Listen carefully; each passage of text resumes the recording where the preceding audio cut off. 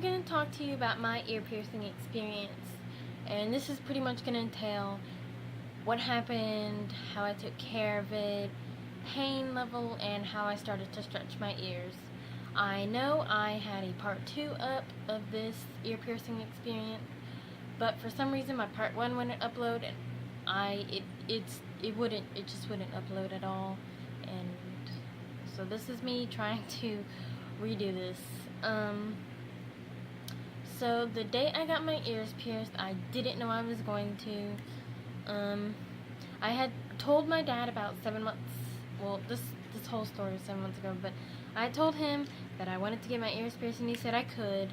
My mom did not really want me to do this, because I had pierced my ear when I was 6, and I got a really bad infection, and my ears had to close up. And so she was concerned that I was going to get a keloid. My boyfriend didn't really support this because he's not a big piercing fan, which is weird because he helped me pay for my lip piercing. He doesn't really like piercings. He doesn't really like me changing the way I look. And so he wasn't very big on that either. But my dad said sure. So prior to this, I did watch some YouTube videos because I couldn't quite remember how it felt to have my ears pierced when I was 6, because it was about 11 years, but it was like 11 years since I had had my ears pierced, so I had no real recollection of what had happened, how it felt. So the day that I got my ears pierced, I stayed home from school. My school was only 3 hours long, so I missed the whole day of school because I had a doctor's appointment. So back then my stepmom was in school, and my little brother was in elementary school. He still is, but he wasn't going to daycare. I was kind of babysitting him. But he was at daycare, and we were on our way to go pick him up. Well, so I thought. My dad took this really busy road that could take us home, but that's not the road that we take home, and that could take us to the daycare, but it really wasn't the way to the daycare. And so I was confused, and I didn't know what was going on. The place that I went to is called Now or Never Tattoo, and it's in this mini strip mall, I'm gonna call it. I'm pretty sure that's not what it's called. It's just like, okay, it's on the corner of this very busy road, and there's like 6 stores in it, and it's really hard to explain what it's in. But we pulled up there, and I didn't know what we were doing, because my dad never said, hey, you're gonna get your ears pierced today, or we're gonna pierce your ears right now. We just kind of showed up, and I didn't know what was going on. So when we got to the tattoo place, I was excited. I didn't know what was going on. I kind of figured it was for me, but my dad did talk about wanting more tattoos, so I thought maybe he was gonna let me watch or something. But he did say, we're gonna pierce your ears today. Well, I didn't know if I was gonna pierce my ears or my lip, because I had voiced that I wanted my lip pierced too. But he said ears, and it was $60 for both ears, which means it's $30 per piercing. I don't know if they still do that, because that was 7 months ago, but that's how much it was. I do not remember my piercer's name. I don't even think he told me. I was really nervous, so I kept asking him like questions because I was nervous, and both him and my dad said that it was only gonna be a pinch, and it was only gonna take a second. So I was like, okay, I can do this. So he cleaned my ear. Oh, my dad had told him that I wanted to stretch my ears, and he was saying, well, I can only go to like I can only take her to this. And I was like, I don't remember what he said. I'll show you what a normal size earring looks like. Just 1 second. So this is a normal sized earring. This is what an earring looks like normally. It's very thin, and then you have the ball at the end. And so he was like, okay, well, we'll start to stretch our ears day 1. So I had a pretty thick needle, So what he did was he cleaned it, marked it, and then he clamped it. And he pushed. Okay, so he clamped it and he pushed the needle through, but he unclamped it before he took the needle out and put the jewelry in, and that made it hurt very bad. It was probably like a 7, and everybody says that the clamp hurts worse, and I didn't really feel the clamp. I didn't really feel anything until he took the clamp off, and that's when it started hurting, and that's when I started bleeding, and I was bleeding very badly. But it took him at least a good 2-3 minutes to stop the bleeding, where he could even put the ball at the end of the ring. Now this is the earring that they put on me, and it was very thick. It was very, very heavy and very hard to get used to. But with my second ear, he clamped it all the way through. I remember it hurt, but not nearly as much as that ear hurt. But by the time they were both done, my ears were on fire. But what he did different was he cleaned it, marked it, clamped it, and then clamped it all the way through until the jewelry was in the ear. And I bled a little bit less than that. I'm just a bleeder. I'm a heavy bleeder. But, so after both of the piercings, okay, so this ear is probably like a 6, and that ear is probably a 7 out of 10. After the piercing, my ears were probably about an 8. It was probably about an 8, 8.5 for a good 2-3 hours after my piercing. My ears felt very heavy because you saw how big that ring was. Very thick, very heavy, especially if you're not used to having anything in your ear. So then we went home. My ears, like I said, hurt for about 3 hours, and it went down to about a 5 around the time when I went to bed.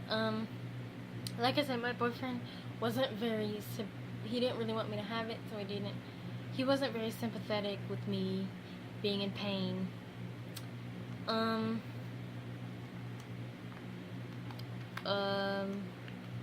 So I didn't think about this until I went to bed, but I didn't know how I was gonna sleep, and I went on YouTube and I looked, and let me just show you how I slept.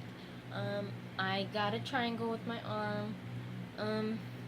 I had my pillow. My pillow is a big rectangle, so it's kind of like this. This is the lid to my box, but it's kind of like this. This is gonna be my pillow. So what I did was I made a triangle with my arm, and then I put my ear, I know this looks weird, I put my ear under, and so my ear was hanging off the pillow, and nothing was really catching it. That's how I had to sleep for a good 2.5 weeks. And I think the only reason why I had to sleep longer, and the reason why I was more irritated, was just because it went through the original hole, just because the needle was so big. Okay, so I cleaned my ears for at least 4 months, and I know they say it's pretty much healed after like 2 months, I think.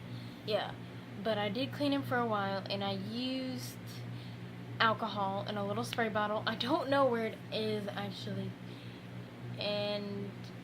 but I had my parents go to Walmart and just get like a little dollar spray bottle, filled it up with alcohol, sprayed.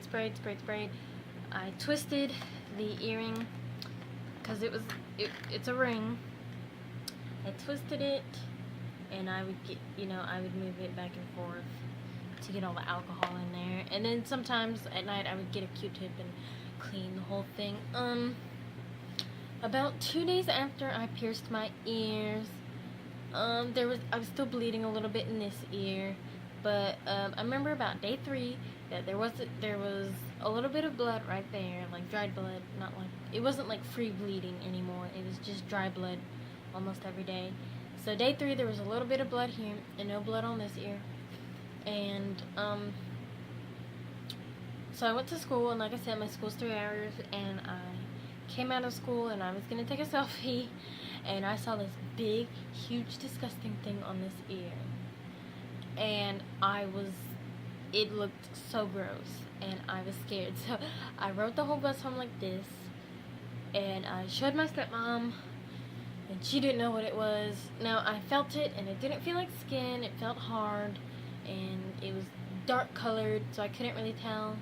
By the time I got home and examined it a whole bunch, it looked like dry blood, so I figured, it was whatever. My stepmom got some gloves on, got some alcohol, and peeled the thing off, and all it turned out to be was a big giant scab. And after that, I didn't really have any issues with it. Besides sleeping, I would hit my ear sometimes, and that irritated it a lot. My boyfriend, he's very sporadic with his hands. So, like, he would talk about he wasn't going to hit me, and then, like, a few minutes later, he would accidentally hit me in the ear. And that was quite painful, and I think that's probably another reason why it took so long for it to not be so painful. Okay, so about 2 months ago, I began stretching my ears more. I actually went to Hot Topic because I was having issues with my lip. And I'll obviously get into this in my lip piercing experience video. I didn't really like the studs, so I went to Hot Topic to get a lip ring, and there was a sale on body jewelry, and it was like buy one get one for $5. So I went ahead and I got these. These are 12 gauge tapers. They're blood splatter. They were $16.50. No, that's how much it says. Okay.